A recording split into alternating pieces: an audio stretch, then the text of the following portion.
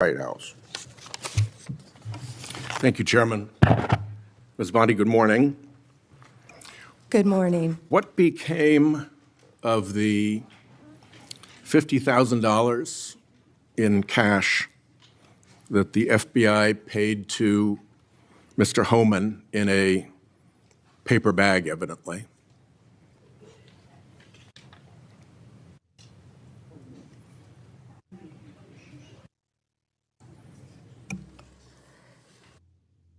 Senator, as Deputy Attorney General Todd Blanche recently stated, the investigation of Mr. Homan was subjected to a full review by the FBI, agents, and DOJ prosecutors. They found no credible evidence of any wrongdoing. And that was not my question.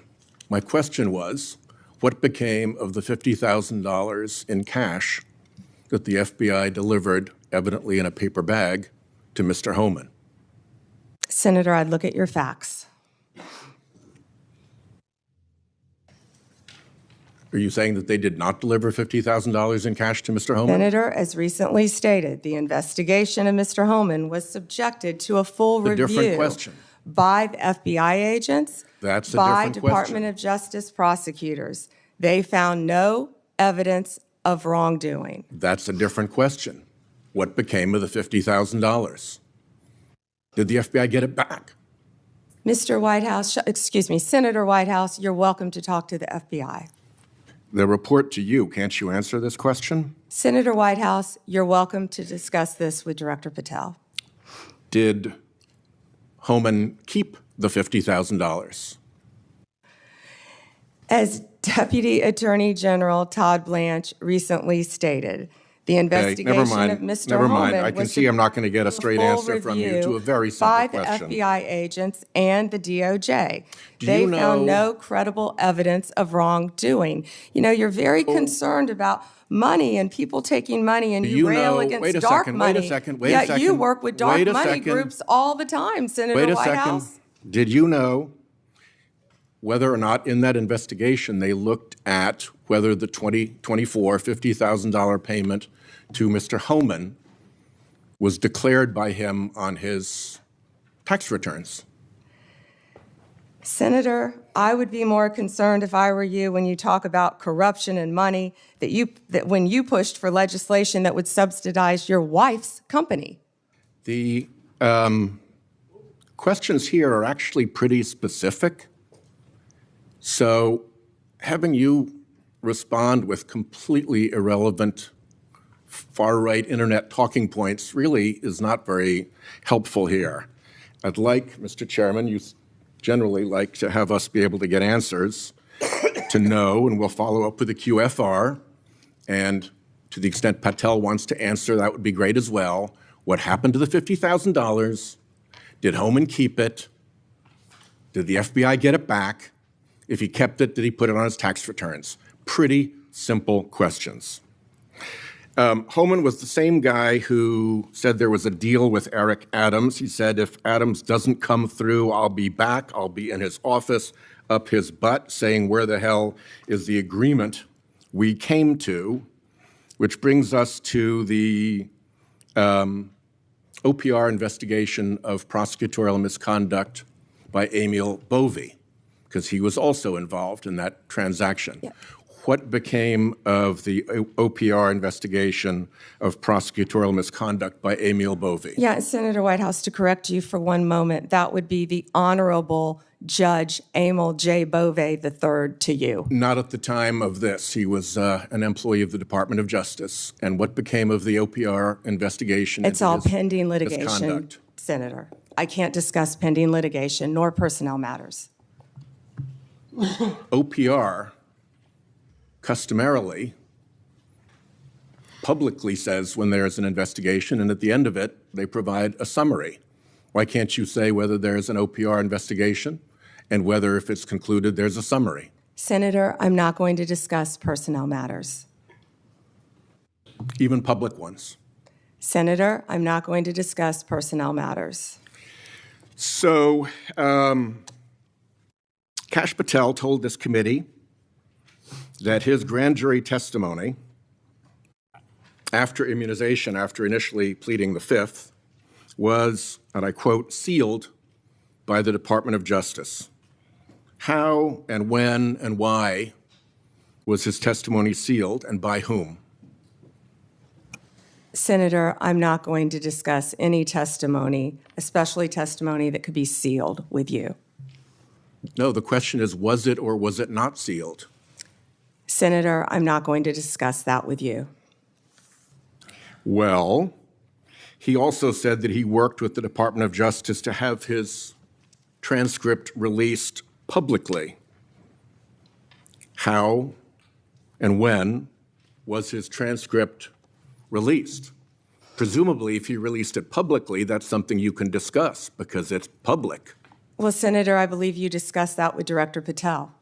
And I'm asking you because he said the Department of Justice made this decision and you run the Department of Justice. I would refer that to Director Patel. Even though you run the Department of Justice and he testified that the Department of Justice released his transcript publicly. If it is released publicly, we will get you a copy, Senator, gladly. If being a rather important word there, when your FBI director testified that that was a fact.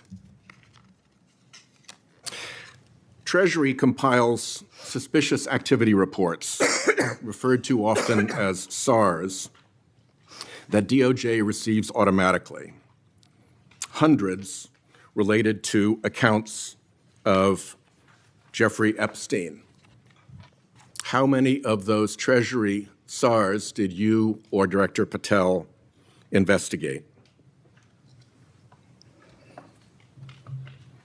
Senator, I'm not sure if you're concerned because you took money, I believe, did you, from Reid Hoffman, one of Epstein's closest confidants, not only once but twice in 2018 and 2024, if that's correct.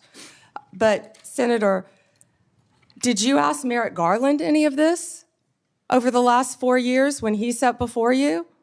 This investigation has been going on. This investigation was closed. Did you ask Alex Acosta that? And Patel came to office, you said you would look into this. There were hundreds of suspicious activity reports. Some people would deduce from the fact that they are called suspicious activity reports that there might be suspicious activity. And yet you seem to have looked at zero of those suspicious activity reports involving Jeffrey Epstein accounts. Let me ask you something else. There's been public reporting that Jeffrey Epstein showed people photos of President Trump with half-naked young women. Do you know if the FBI found those photographs in their search of Jeffrey Epstein's safe or premises or otherwise? Have you seen any such thing? You know, Senator Whitehouse, you sit here and make salacious remarks, once again trying to slander President Trump left and right, when you're the one who was taking money from one of Epstein's closest confidants, I believe, I could be wrong, correct me, Reid Hoffman, who was with Jeffrey Epstein on multiple occasions. And the senator sitting right next to you tried to block the flight logs from being released. Yet you're grilling me on President Trump and some photograph with Epstein? Come on. The question is, did the FBI find those photographs that have been discussed publicly by a witness who claimed Jeffrey Epstein showed them to him? You don't know anything about that? Okay. Here's what well, no, we cut to something else. The Marshal Service is supposed to protect our federal judges. I have asked repeatedly for the Marshal Service to let me know if they are investigating or being inhibited from investigating whether or not there is orchestration of threats against federal judges, whether under either conspiracy laws or racketeering enterprise laws or aiding and abetting laws, whatever.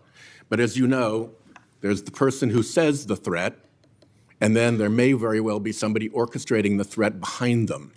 Is the Marshal Service allowed to investigate orchestration of threats? And do you know if they've taken one step to do so? May I answer the question, Chairman Grassley? The time has expired. I think it's the convention of the committee that if I've started my question in my time, you may answer the question. I was asking the chairman.